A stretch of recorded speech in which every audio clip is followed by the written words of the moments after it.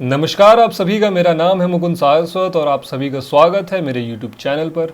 हरियाणा वो राज्य जहां पे किसान फार्मर प्रोटेस्ट को लेके, युवा अग्निवीर को लेके और आम जनता रेसलर प्रोटेस्ट को लेके, ये सभी लोग भाजपा से कुछ ना कुछ गुस्सा रखते थे।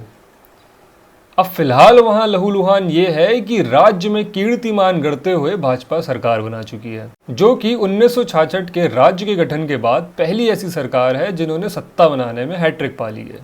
जी हाँ, पहले 2014, फिर 2019 और अब 48 सीटों के साथ 2024 में। अब आगे बढ़े इससे पहले मैं आपको एक वीडियो दिखा देना चाहता हूँ उन ढोलक और नगाड़े वालों की जो कांग्रेस ने बुलाए थे कि हमारी सरकार जीते तो तुम बहुत शोर मचाना। क्या हुआ, आप लोग जा रहे हो क्या? जी जा रहे हैं। क्यों अभी नहीं रुकना? वो सीटें आई नहीं है तो हमारी पेमेंट कर दी उन्होंने। वो कह रहे हैं आप जाओ, हम पिछली दफा बुलाएंगे आपको। अच्छा, क्या कह रहे हैं, जा रहे हो? ओ भाई मारो, मुझे मारो।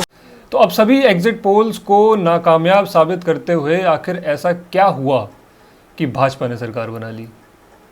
देखिए, सीधी तौर से बात करें तो भाजपा ये नारा लगाने में कामयाब रही कि अगर कांग्रेस की सरकार आती है तो वो सरकार भूपेंद्र हुड्डा की होगी, वो सरकार रोहतक की होगी, सोनीपत की होगी, पानीपत की होगी और जाटों की होगी।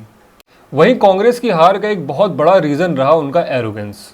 2019 में भाजपा ने 10 में से 10 सीटें ले ली थी, वहीं इस बार कांग्रेस ने 10 में से 5 सीटें प्राप्त कर ली। तो इसी वजह से उनके अंदर इतना अहंकार आ गया कि वो अपनी ड्यूटीज ही भूल गए। ये होने के बाद तो मानिए कांग्रेस में बागियों की एक बाढ़ ही आ गई। बड़े नेता अपनी जीतने की स्ट्रैटेजी बनाने की बजाय अपने ही पार्टी के नेताओं को ठिकाने लगाने के पीछे पड़ गए। तो अब गलती हुई कहाँ? देखिए, जहाँ पे भूपेंद्र हुड्डा और कुमारी सैलजा का आपस में लड़ना कांग्रेस की गले की हड्डी बना हुआ था, वहीं बीजेपी ने पिछले 3 महीने में अपनी सारी गलतियां धड़ल्ले से सुधारी हैं। अब जहाँ पे कांग्रेस ये भूल गई कि उनका एक पास्ट भी रहा है हरियाणा में, क्योंकि करप्शन की तलवार कांग्रेस के गले लटकती है, बीजेपी की नहीं, और वहीं बीजेपी ने उस तलवार को और नुकीला कर दिया। इसी के साथ साथ बीजेपी हरियाणा की जनता में कॉन्फिडेंस लाई कि अब नौकरियां सिर्फ करप्शन और रिश्वत पे नहीं मिलेगी बल्कि एक्चुअल में मेरिट में ले पाएंगे लोग।